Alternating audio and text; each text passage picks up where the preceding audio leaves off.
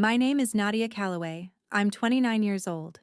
I live in Denver, Colorado, and I'm a licensed pharmacist at UC Health University of Colorado Hospital, which means I earn $128,000 a year. I have a 401k that I understand how to actually use, and I know the exact interaction profile of approximately 400 controlled substances. None of that is relevant to why I'm standing at the counter of a First Horizon Bank branch on East Colfax Avenue on a Thursday afternoon in March, watching a bank employee go completely still.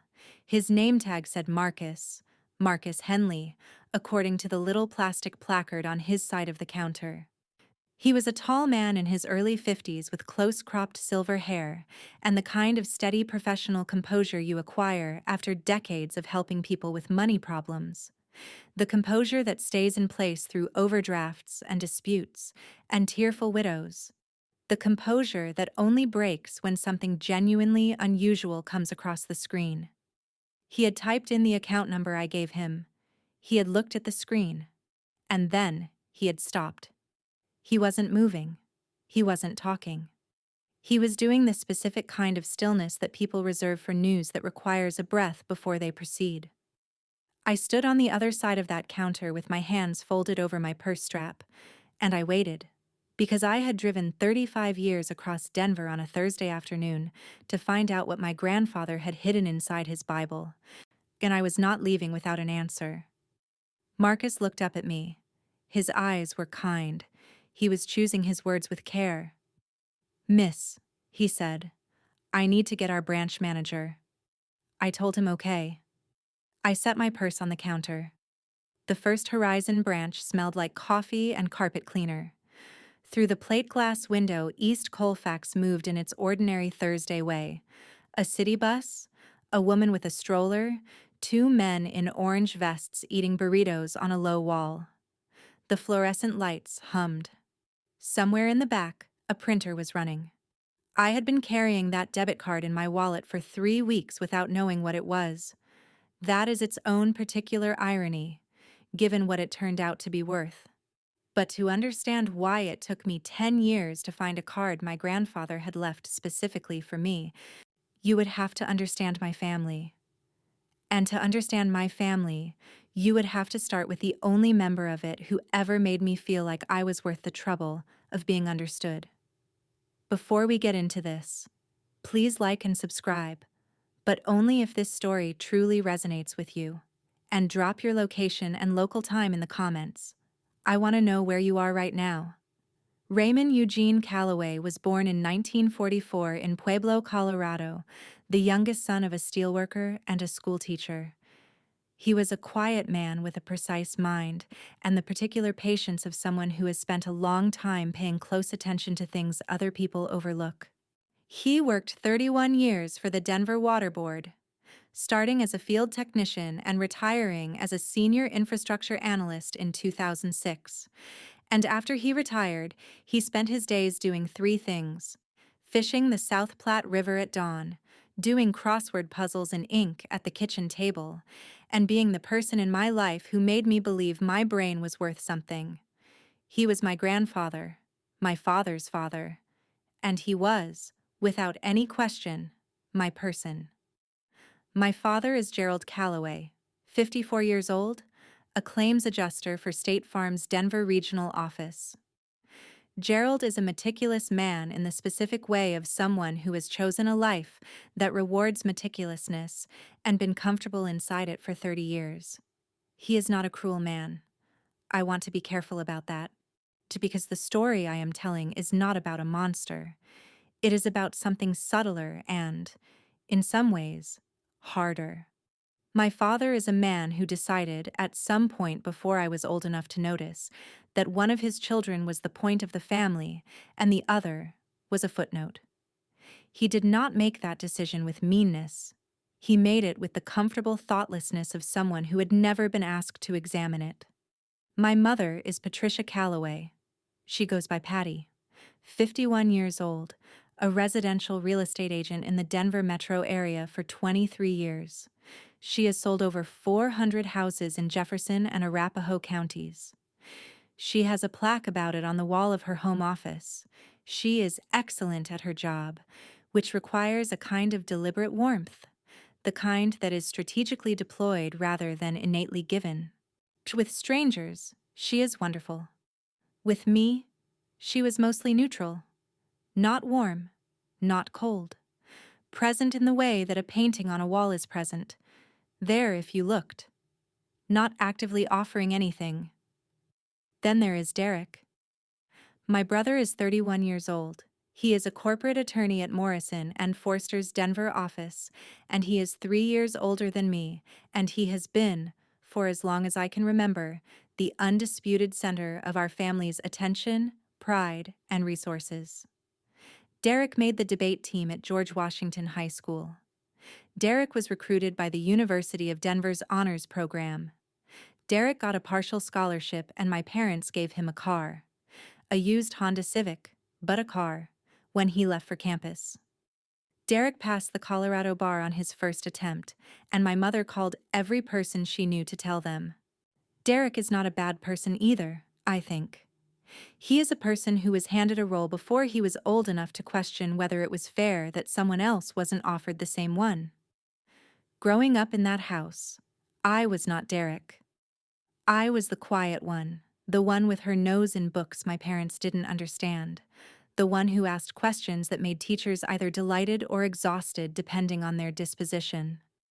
I was good at science and math in the specific way that doesn't make parents brag at dinner parties, quietly excellent at things that felt abstract and weird to the people around me. I got B's in English not because I couldn't write, but because I could not make myself care about the 5-paragraph essay format when there were more interesting problems available. My father used to say, in that mild, casual tone he used for observations about weather, "Derek's the one with the words. Nadia's more of a thinker. We'll see where that goes." He meant it as a description. I heard it as a verdict. Raymond saw something different. He gave me a Thames and Cosmos chemistry kit for Christmas when I was 7. One of the large sets, the ones with 40-something experiments and a proper instruction manual. My parents thanked him politely. Derek, who was 10, had received a football signed by a Denver Broncos linebacker and was in the living room throwing it against the couch cushions. I had gone to the kitchen table with the chemistry kit and taken it completely apart before the turkey was out of the oven, examining every component, noting which materials corresponded to which experiments, and then reassembling it in what I considered a more logical organizational order. I had my red crayon out and I was annotating the instruction manual. Grandpa Raymond came and found me. He sat down across from me at the kitchen table, and he looked at what I'd done. He looked at it for a long time, the same way he looked at a crossword clue that was worth thinking about. Then he said, "What did you find?" I showed him. I walked him through the litmus paper experiments and explained what I was planning to test first and why. I had ideas. I had specific hypotheses. I was 7 years old and I did not yet know how to be embarrassed about enthusiasm. He listened to every word. He asked questions, real questions, not the indulgent nodding that adults do when they are waiting for a child to finish. And he wanted to know what I thought would happen and why. When I told him, he said, "That's good reasoning. What would change your conclusion?" I thought about it. I gave him an answer. He said, "Nadia Bird, you are going to do something real with your life." Nobody else in that house had ever said anything like that to me. Not about me. Not with that specificity, that confidence, that weight behind it. I was 7. I did not have the vocabulary for what I felt. But I felt it. After that, we were each other's people. He started picking me up from school on the days my mother was showing houses and my father was working late, which was most days. We had a ritual. We stopped at the King Soopers on Leetsdale Drive, and I picked one snack. Always the same, Baby Bell cheeses and Triscuits, which I regarded as the perfect food combination. And then we went to his kitchen on Locust Street and sat at his table, and he asked me what I had learned that day. Not how school was, not whether I had homework. What had I learned? He wanted the specific interesting thing. He wanted to hear about the mitosis diagram or the moment I figured out how to solve a particular type of equation or the book I'd started that was unexpectedly good. He treated my mind as something worth consulting. That is a specific kind of love. The kind that says your thoughts have value, your curiosity is not a burden. The things happening inside your head are worth the time it takes to discuss them. I have spent my entire adult life trying to understand it clearly enough to give it back to other people. He came to every science fair from 3rd grade through 12th. He drove 45 minutes each way for 3 of them when they were held at schools outside our district. He sat in those gymnasium bleachers with his reading glasses and his careful attention, and he listened to me present my projects with the same focused respect he'd given me at the kitchen table at Christmas when I was 7. He did not come to Derek's debate tournaments. Nobody talked about this. It was simply true. I was not naive about the implication. Even as a kid, you understand the geometry of attention. Who gets faced toward, who gets faced away from, and what that means about where your value falls in the family's unspoken accounting. I understood that Raymond was compensating for something. I was grateful for it in the way you're grateful for a jacket when someone has noticed you're cold. The cold was still real. The jacket was real too. He was diagnosed with pancreatic cancer in September of my senior year of high school. He did not tell me until December. When he did, he told me first. Before my father, before anyone. He called me on a Sunday afternoon and asked me to come to his house. He made me tea in the good mug, the one with the blue stripe that he kept for company. And he sat down across from me at the kitchen table and he told me. He told me it was advanced. He told me he was doing treatment, and that treatment was a word that sometimes meant buying time more than buying a cure, and he was saying it honestly because he thought I deserved honesty over comfort. He told me that none of that was the point of this conversation. The point was that I needed to hear what came next directly from him, with clarity, before things got loud. "You have a brain that this family doesn't know what to do with," he said. "That has never been your problem to solve. Do not let what's about to happen become a reason to stop moving forward." I asked him what was about to happen. He said, "I'm not sure exactly, but I know your father, and I know how things go with money and grief and family. I want you to have plans that don't depend on anyone else's decisions. You understand me?" I understood him. I didn't know then how thoroughly he meant it. I thought he meant it emotionally. That he was telling me not to let grief derail me, not to let family chaos pull me off course. I didn't know he meant it materially, precisely with a legal pad and a bank and a piece of paper in the back of a Bible. I got into the University of Colorado Denver on a partial merit scholarship. Biochemistry. He cried when I told him. He actually cried, this quiet, contained man who I had never seen cry before. He reached across the kitchen table and took my hand and said, "I knew it. I always knew it." He drove me to campus on my first day even though he was in the middle of his second round of chemotherapy and had lost 15 pounds, and his hand shook a little when he shifted the car. He sat in the parking lot on Auraria Parkway and watched me get out and walk toward the building. I turned around at the door. He was still watching. He raised one hand. I waved back and went inside. He died 6 weeks later in November of my freshman year. He was 77 years old. I was 19. My father handled the arrangements. There was a service at a funeral home in Aurora and a burial at Fairmount Cemetery, and my mother made sandwiches for the reception at the house on Garfield Street, and people came and said the things people say, and Derek stood next to my father with his hand on Gerald's shoulder for most of the afternoon. I sat in a corner with a cup of coffee I didn't drink, and looked at a framed photograph of Raymond on the mantel, him at the South Platte, in his fishing vest, holding up a brown trout and grinning, and felt the particular hollowness of losing the person who was the reason a place felt safe to be in. The will was read the following week by Gerald's estate attorney. Raymond had left everything to his son: the house on Locust Street, his savings account, his car, the fishing gear, the contents of the workshop.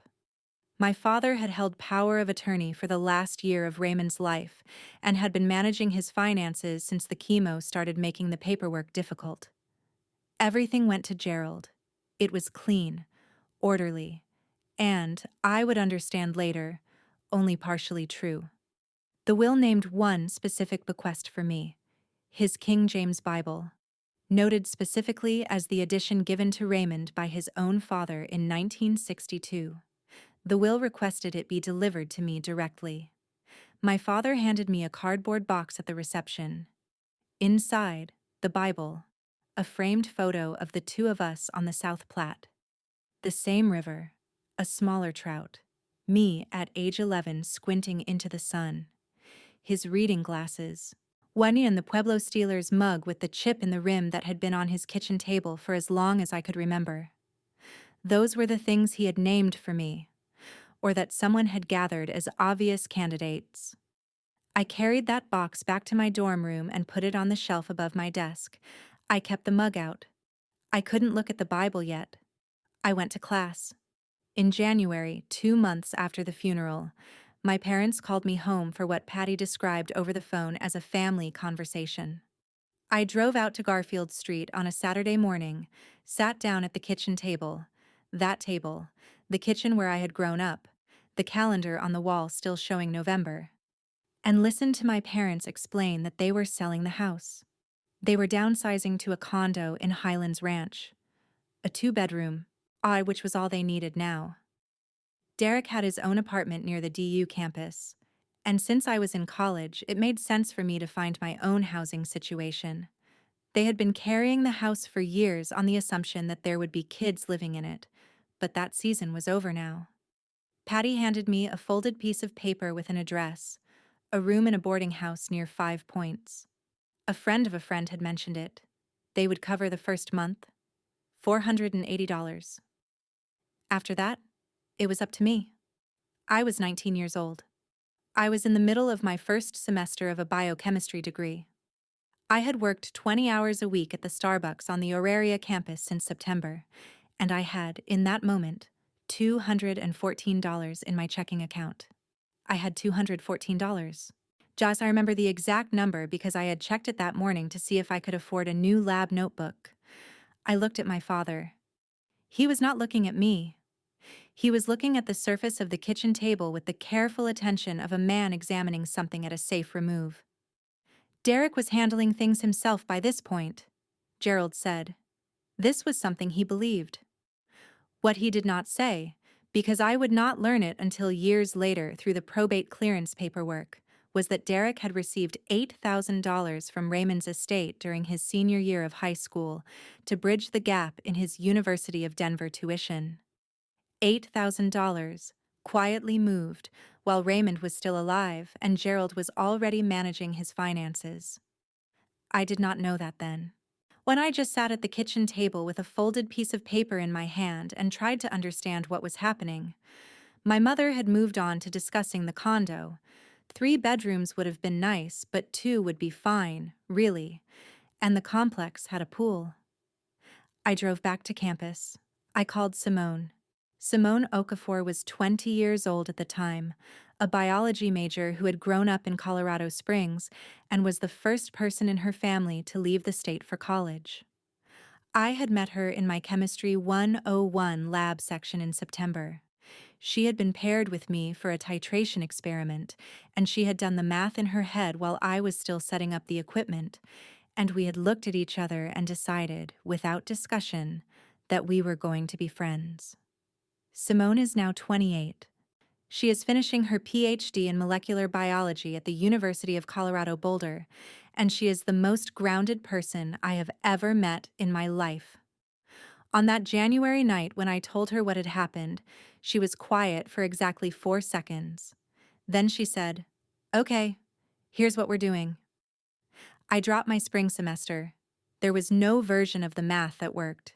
Tuition, rent, food, transportation. I could not carry all four on Starbucks wages, and the financial aid office at CU Denver told me, gently and with some bureaucratic regret, that I did not qualify for emergency housing assistance because I technically had a place to live, the boarding house on Gaylord Street. It counted. I moved in on the first Saturday of February. The room was 11 feet by 12 feet, on which I know because I measured it out of the specific anxiety of a person who needs to understand the dimensions of the place they are trapped in. The window faced the exterior wall of the building next door. The gap between the buildings was about 4 feet wide and mostly in shadow. The shared bathroom on the second floor had a lock that didn't fully engage. It needed to be lifted slightly while turning to catch. And after the second week, I bought a tension rod at Target for $8.99 and wedged it under the doorknob before I showered. That tension rod is one of the clearest memories I have of that year. The specific sound it made when I locked it into place. The specific relief. The other residents were mostly men in their 40s and 50s who kept to themselves and were navigating things I didn't know the details of. But we were polite to each other in the kitchen. We did not ask questions. There was a television in the common room that was on most evenings, and I learned to fall asleep with the sound of it coming through my door. Simone came every Sunday. She drove to the King Soopers on Colfax, and I met her there, and we shopped together and split the bill by item. She paid for her things. I paid for mine. And when I couldn't cover something, she'd slide it into her pile without comment, and I'd settle it up the following week. She never made me feel managed. She made me feel accompanied, which was different, and which I needed more.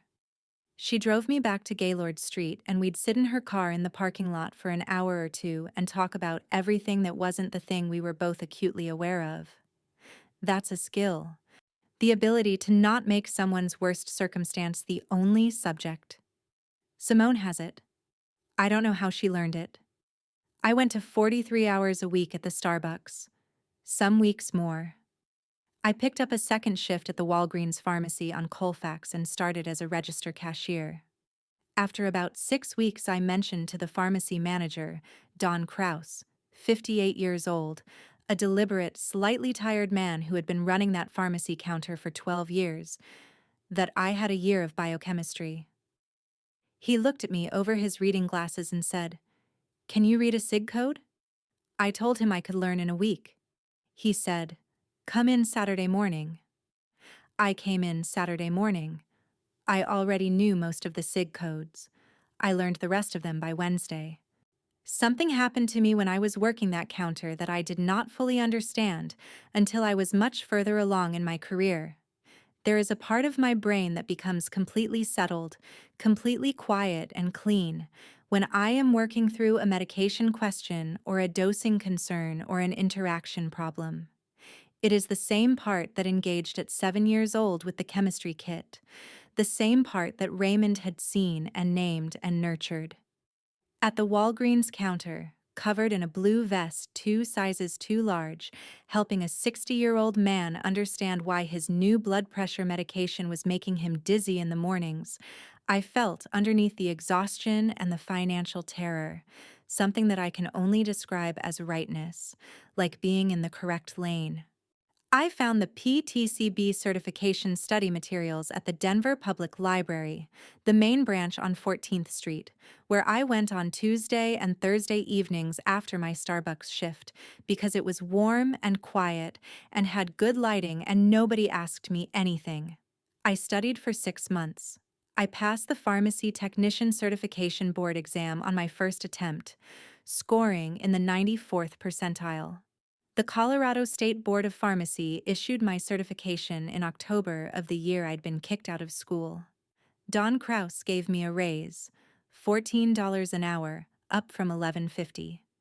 He also stopped scheduling me on the register and moved me permanently to the pharmacy side, which meant a different kind of work, a different level of responsibility, and a different view of what was possible from where I was standing. In the spring, Simone's arrangement with her aunt in Sunnyside had run its natural course. Her aunt was moving in with a partner. and we found a one-bedroom apartment on 38th Avenue in the Cole neighborhood that we could split for $1,100 a month. This was 2016. I know that number seems impossible now. It was barely possible then. But we had it, jointly, and we moved in together with our respective boxes of books and kitchen things, and the specific relief of people who have been operating in uncertain spaces and have finally found solid ground. Simone took the bedroom, and I took the living room, partitioned by a bookshelf and a curtain I hung on a tension rod. Different tension rod, different purpose. But I noticed the irony. We had a real kitchen with a 4-burner stove. Simone made jollof rice on Sunday nights, and I did the dishes. We watched shows on her laptop propped on the kitchen counter. We studied at the same table on weeknights, her biology and my certification materials, and later my coursework. And we didn't talk much while we worked, but we talked a lot the rest of the time. And that apartment on 38th Avenue was the first place since the dorm room that had felt like somewhere I lived, rather than somewhere I was surviving. My mother called on Thanksgiving that fall. I was in the kitchen of the apartment, on the floor, because the couch was comfortable and the kitchen floor was where I happened to be. She told me about the condo in Highlands Ranch and the new kitchen cabinets and the neighborhood, and then she told me about Derek. He was doing exceptionally well. He had been tapped for the associate partner track at his firm. They were so proud. She said it the way she said most things to me, informatively rather than conversationally, the way you'd tell a neighbor about something that had happened to someone they didn't know. I said, "That's great, Mom." And I got off the phone and I ate my portion of Simone's jollof rice, and we watched a movie and I went to bed at 10. I enrolled at Metropolitan State University of Denver in January 2017. I went at night, after the pharmacy, 2 or 3 classes per semester. It took 3.5 years. I graduated in May 2020 with a Bachelor of Science in Pharmaceutical Sciences and a GPA of 3.89. The graduation was partially remote because of that particular spring, but Metro State held a modified outdoor ceremony at Empower Field, and I walked across a temporary stage in a borrowed gown and collected my degree. And I did not invite my parents. The decision was not dramatic or deliberate. I simply did not want the energy of it, the careful politeness and the absence of acknowledgement, the way my father would have said something measured and my mother would have talked about where we should go for lunch. I wanted to be exactly where I was, with exactly who was there. Simone came. Her mother, Dr. Adaze Okafor, drove 3 hours from Colorado Springs and brought a container of fried plantains and wore a blue dress that somehow matched the sky. We ate plantains in the parking lot afterward, the 3 of us, sitting on the tailgate of Mrs. Okafor's Jeep, and I cried a little, the ugly, released kind. And Dr. Okafor put her hand on my shoulder and said, "You did this yourself, baby. Every bit of it." That is the most important thing anyone said to me in my 20s. I want to be precise about that. I have had a therapist tell me things that changed how I understood myself. I have had a mentor at UC Health who reshaped how I think about patient care. But that sentence, on that tailgate, on that morning, "You did this yourself, baby," that one went in somewhere deep, and it stayed. I applied to the PharmD program at the University of Colorado Skaggs School of Pharmacy and Health Professions in Aurora. First cycle. I got in. Don Kraus shook my hand across the pharmacy counter with both of his, the way a man shakes hands when he is genuinely proud and doesn't quite know how to say it any other way. 4 years. Rotations at UC Health, at Children's Hospital Colorado on East 19th Avenue, at Denver Health Medical Center. I matched for a clinical pharmacist position at UC Health University of Colorado Hospital in Anschutz. The offer letter came on a Tuesday in early spring, and I called Simone from the parking lot of the pharmacy school and read her the salary, $128,000, plus benefits, plus a signing bonus of $6,000. And she screamed into the phone so loud that a man walking his dog across the street looked over with alarm. I was 34 days away from 30 years old. My parents found out over Christmas dinner that year. I had gone, the first time in several years. And Derek had asked, in the measured way of someone making small talk at a family gathering, what I was doing with my career. I told him. The table went quiet in the specific way of people recalibrating. My father looked at his wine glass and then at me and said, "A pharmacist." "That's very solid, Nadia." My mother said, "You must have worked very hard." Both things were true. Neither of them was what I needed to hear, which was something I had stopped expecting and had mostly made my peace with. I left after dessert. Now let me tell you about March. I have always been a person who holds on to things, not out of sentimentality in the general way. I am not someone who keeps every birthday card or can't throw away old clothes. I hold on to specific things, the ones that were given to me by people who are no longer here. The Pueblo Steelers mug has been on every kitchen counter I've had since the boarding house on Gaylord Street. The framed photo of me and Raymond on the South Platte moved from the dorm to the boarding house to the apartment on 38th to the one-bedroom in Baker.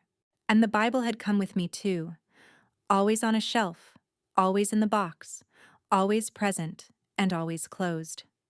In March of this year, I decided to go through my closet.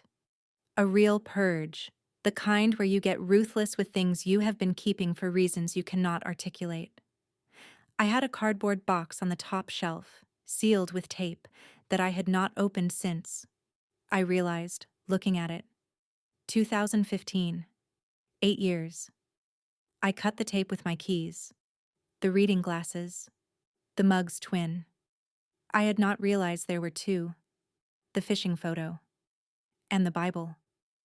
I sat down on the closet floor with the Bible in my lap. I had not opened it since the week after Raymond died, when I had taken it out of the box and held it and put it back and taped the box shut. 10 years. I looked at the cover for a while, the worn black leather, the gold lettering. Then I opened it. His underlining was throughout, pencil, precise, the same handwriting as the crossword annotations I had watched him make every morning. In the front cover, in blue ink, Raymond E. Calloway, Isaiah 41:10. I turned to that verse and read it. "Fear not, for I am with you." I sat with that for a moment. I turned to the back of the Bible, past the concordance, past the maps, to the loose pages at the back, binding that no one reads and that a practical man who needed to hide something might reasonably use as a hiding place. Something fell out onto the closet floor, a debit card, navy blue with a thin silver stripe running diagonally. The card was issued by First Horizon Bank. The name embossed on the front, Raymond E. Calloway. The card had an expiration date that was long past, but debit cards issued against savings accounts. I would learn this.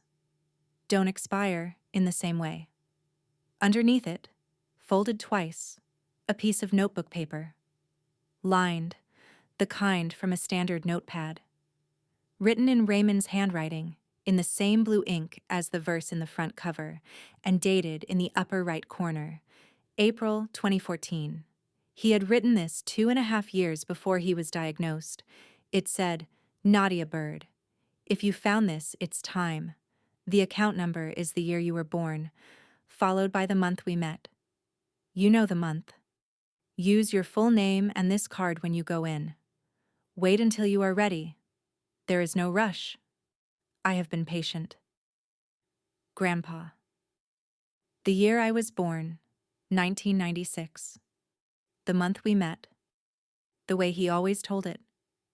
The Christmas of the chemistry kit. When I was 7, and he sat down at the kitchen table and asked me what I found. December? No. April. He used to say we met in December, but we really met in April, because it was April the following year when I brought him the results of the first full experiment I had done with the chemistry kit, and showed him my notes, and he said this is the work of a real scientist. He had repeated this story to me more than once. He had filed it under the month we actually met, April was the fourth month. April 19th, 96. I sat on the closet floor for a long time, long enough that the light through the window changed. Then I got up, put the card in my wallet, put the note carefully in my coat pocket, and drove to East Colfax.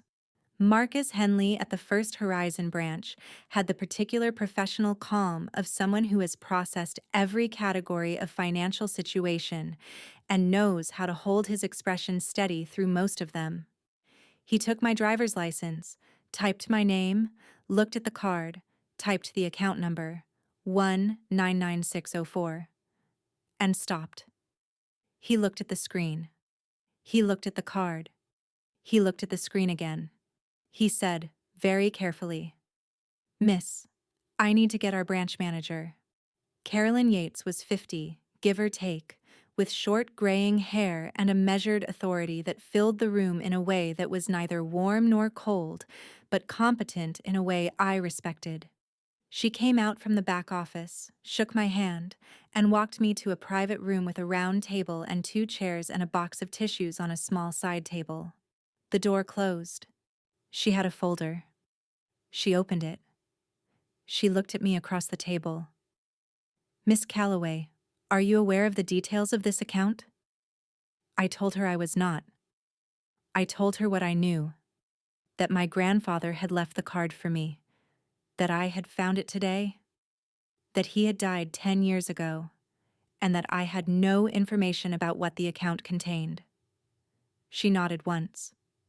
She looked at the folder. This account was opened in March of 2014 by Raymond Eugene Calloway, with an initial deposit of $200,000. She paused on that number the way you pause on something that deserves room. The account is classified as a restricted savings account. Attached to it is a legal notation filed by an attorney, Howard Bledsoe, of Bledsoe and Carr Law, Denver, specifying that the account is to be held as a dormant asset until the following conditions are met. She turned a page. In-person presentation of the original debit card by a person identifying herself as Nadia Calloway, accompanied by valid government-issued photo ID, and only after her 28th birthday. I had turned 28 in October. The account has been accumulating interest under a tiered savings structure since 2014, she said. She turned another page. As of this morning, the balance is $347,811. The room was very quiet. East Colfax moved outside the window. I could hear it. A bus, tires on wet asphalt, the sound of a city going about its afternoon. "He planned this," I said. "The attorney's notation makes the intent very clear," she said. "The age restriction appears to have been specifically calculated to prevent any legal challenge from the estate during a period when you were still a minor or dependent. The conditions are restrictive by design." She met my eyes. "Your grandfather was quite deliberate." I thought about the kitchen table on Locust Street, the crossword puzzle in ink, the way he had looked at me over the chemistry kit like I was a problem worth solving, the way he had said, sitting across from me in the good mug and the December light, "I know your father, and I know how things go with money and grief and family." I thought about the cardboard box with the Bible and the chipped mug. I thought about the boarding house on Gaylord Street. I thought about the tension rod. I thought about $214. I thought about Raymond in his fishing vest in the parking lot on Auraria Parkway, his hand raised. I did not cry. I want to be clear about that. I sat in Carolyn Yates's office, and I thought about all of those things, and I did not cry. I was 34 months past 30, and I was a licensed pharmacist, and I had built something real, and it belonged entirely to me, and I was going to sit in that chair and handle this like an adult. "What do I need to do to access the funds?" I said. She walked me through the process. Identity verification, coordination with the estate attorney's office to confirm the notation's validity, standard probate clearance documentation. 2 to 3 weeks, she estimated. Howard Bledsoe was listed as still licensed in Colorado and had filed the notation himself, so the paper trail was clean. She would initiate the outreach. I thanked her. I shook her hand. I walked out through the bank lobby past Marcus Henley, who gave me a small, careful nod, and I went out through the glass doors onto East Colfax. I sat in my car for 15 minutes. I watched the traffic. I let myself think about Raymond. Not the funeral, not the crossword puzzles, but the April morning when I was 7.5 years old and I brought him 14 pages of handwritten observations from the chemistry kit experiments, and he read every page and then looked at me over his reading glasses and said, "This is the work of a real scientist." I let myself feel that. Then I called Simone. There are things you can only process out loud with the person who knows the whole story from the beginning. Simone knows the King Soopers on Leetsdale and the boarding house, and the tension rod and the Walgreens counter and the Metro State parking lot, and the tailgate, and the jollof rice, and every step of every year of all of it. She knows Raymond through everything I have ever told her, which is enough. She knows the shape of him. I told her everything: the closet, the card, the note, the bank, Carolyn Yates and her folder, the number. Simone was quiet for a moment, one of her real processing silences. Then she said, in a voice that was very steady and very precise, "He kept you safe, Nadia. He knew he couldn't protect you in real time, so he built something that would protect you later."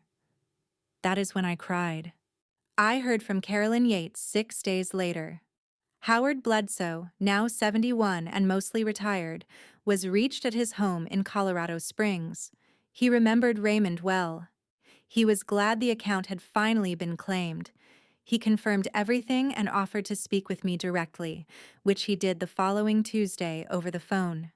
Howard Bledsoe had a voice like a man who has spent 40 years in rooms where precision matters. Careful, dry, particular. He told me that Raymond had come into his office in the spring of 2014 with what he described as a legal pad of very specific questions. He had not needed much guidance. He had already done the research. He wanted a mechanism that was clean, that bypassed standard estate distribution, and that I could access without going through my father for any step of the process. No intermediaries. Just me and the bank. He had a specific concern about timing, Howard told me. He wanted you to be established before the funds reached you.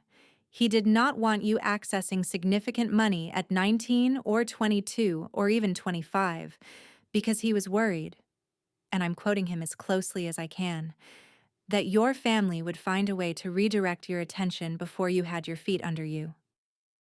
A pause. He chose 28 because he thought that would be enough time. He had been right. It had taken me precisely that long to become the person who could walk into a bank and hear that number and not fall apart. He said something when we were finalizing the paperwork, Howard told me. He said, "I want her to know she built it herself. Then she can know the rest of this is extra." I was standing at my kitchen window when Howard said that. I looked out at the Baker neighborhood, at the row of houses on 3rd Avenue, at the ordinary Denver morning. I thought about that sentence for a long time. He had spent 3 months of savings meetings and a legal consultation making sure that when I found the card, I would already have a life that was entirely mine. He had done the math 20 years ahead of time. He had protected the sequence. The funds cleared to my account on March 19th. $347,811. I looked at my banking app on a Wednesday morning before my shift. I looked at it for a while. I made coffee. I went to work. My parents found out through the probate clearance process. A confirmatory notice that Howard's firm filed with the state, standard procedure, a matter of legal record. My father called me on a Sunday morning. I was making eggs. He started with confusion. Genuine confusion, I think. He was trying to understand why Raymond would have opened a separate account, why he hadn't been told about it, why his father would have set something up outside the estate he had been managing. The confusion moved as I listened toward something that sounded like injury. He didn't understand why Raymond hadn't trusted him. I let him talk. I watched my eggs in the pan. Then I said, "Dad, he set this up in 2014, before he was diagnosed. He planned this." I kept my voice level. "I just want you to think about why he might have done that." Silence. "Are you going to—" he started. "No. There's nothing to contest. Howard confirmed the account was his to open. The notation was legally filed. This is mine." He made a sound I could not name, something between a concession and a grief. Then he said, "I didn't," and stopped. I waited. He didn't finish. There are sentences that have no good endings, and my father has always been a man who stops before the ones that cost something. I have made my peace with that. I am not going to be 50 years old waiting for a conversation that he does not have the vocabulary for. "Okay, Dad," I said. "I have to go." Derek texted that evening. "Can we talk? I think we should meet up." I read it 3 times. I set the phone down. I replied 4 days later. "Not right now. I need some time." He texted back, "I understand." Maybe he does. Derek and I are strangers who share a last name and a set of parents who made different decisions about each of us. I am not angry at him. I am also not ready to have coffee with him and perform a sibling relationship we never actually had. Both of those things are allowed to be true at the same time. My therapist, Dr. Priya Anand, has a practice in Cherry Creek, and I have been seeing her on Thursday afternoons for 3 years. She is 44, originally from Naperville, Illinois, and she has the specific gift of asking questions that make you do the actual work. When I told her about the bank and the account, she waited until I had finished the whole story, and then she said, "What changed?" I thought about it. Really thought about it. The way she has trained me to think. Not the first answer, which is easy, but the one underneath it. The honest answer was, not the things that matter most. I was already a pharmacist. I already had my career, my apartment, my salary, my 401k, my Sunday dinners with Simone, my weekend mornings with Theo. I had already built the life. I had already proven to myself, and to Raymond, and to Dr. Adaiz Okafor on a tailgate, and to Don Kraus with his two-handed handshake, that I had done it myself. The money didn't change what I've built, I told Dr. Anand. Then what did change? I thought about Raymond in March of 2014. 70 years old, healthy, no diagnosis yet. Going about his retired life with his crossword puzzles and his fishing rod and his Tuesday afternoons. Deciding, with deliberate purpose, to sit down across from Howard Bledsoe with a legal pad. And deciding that the thing he needed to do for me could not wait for a crisis. It had to be arranged in the ordinary, unremarkable calm of a Tuesday, while everything was still fine, because that was the only way to make sure it actually happened. "I found out I was thought about," I said. "Ahead of time. Not in response to something. Not as an afterthought or a consolation. Ahead of time, with care, by the person who saw me clearest." I looked at the plant on her windowsill. She has a big pothos that trails almost to the floor. And I found the rest of the sentence. I found out that someone planned for my future before it existed. Dr. Anand didn't say anything. The right response to some things is silence, and she knows that. My partner, Theo Marchetti, is 32 years old and runs a restaurant called Faro on South Pearl Street in Denver. He makes pasta from scratch on Sunday mornings the way other people make toast, automatically, while talking about something else. He knew the outline of this story when I met him 2 years ago, and he has learned the details gradually, the way you learn someone's real history in a long relationship, not all at once. He found out the rest of it on the night I came home from the bank and sat down on his kitchen floor. We spend most nights at his place, and he made carbonara and poured wine and sat across from me and let me talk for 2 hours. He did not try to fix anything. He did not offer advice or strategy or perspective. He just refilled my glass and listened, and at the end of it, he said, "What do you want to do with it?" I thought about the boarding house on Gaylord Street. I thought about the 11 by 12 room and the window that faced the wall and the light that came in at an angle for about 40 minutes in the late afternoon and then was gone. I thought about sleeping with the television noise from down the hall and the specific loneliness of a place that is technically shelter, but not in any real way home. Buy a house, I said. He said, then let's do that. We have been looking at houses in the Whittier neighborhood for the past several weeks. There is one on 26th Avenue with a south-facing kitchen and a backyard that gets light until nearly 7 in the evening in the summer, and an old-growth silver maple in the front that has clearly been there for 40 years. The inspection came back clean. I made an offer the week before I sat down to tell this story. I am waiting to hear. The debit card is back inside the Bible. I want to be careful about how I explain that, because it might seem strange. Putting it back rather than keeping it in my wallet, or framing it, or doing something deliberate with it. But it doesn't belong anywhere else. The note from Raymond is folded in the same place I found it. The Bible is back on my shelf. Not in a box, not sealed away. Just there.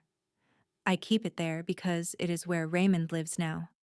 In the back pages of a Bible I haven't been able to open for 10 years, in a piece of paper in his handwriting, in a debit card with an expired date that still opens something very much alive. There are things I wish I could tell him. I wish I could sit at his kitchen table on Locust Street. I don't know who lives there now. And tell him that his Nadia bird made it. Not because of the money, though the money is real, and it matters, and I am not going to perform humility about it. But before the money. I made it before the money. I made it in a boarding house and a one-bedroom apartment on 38th Avenue, and a Walgreens pharmacy counter and a night school classroom, and a series of clinical rotations in hospital hallways where I understood, for the first time, exactly what I was built to do. I made it with $214 and a Starbucks apron and a best friend who came with groceries and a woman on a tailgate who told me I did it myself. The money is extra. He knew that. That was the whole point. To make sure I knew it first. He was right about most things. He was almost right about this. He thought the money would feel like a bonus added to something already complete. And it does feel that way. But I will tell you what he could not have predicted. Standing in that parking lot on East Colfax with the March light on the mountains and the knowledge that my grandfather had sat down in a bank in the spring of 2014 and thought about me, specifically, carefully, with the long patience of a man who understood that the right kind of love sometimes requires a decade's head start. That did not feel small. It did not feel like extra. It felt like being seen by the one person who had always seen me. One final time, across a span of years I couldn't have imagined when I was 7 years old at a kitchen table with a red crayon and 14 pages of chemistry notes. He always believed I was going to do something real. He was right. I did it before he told me what he'd left me. If you see yourself in my story, anywhere in it, the table you were dismissed at, the address on the folded piece of paper, the room where the lock didn't catch, what would you have done? Leave a comment. And if you want more stories like this, check the description.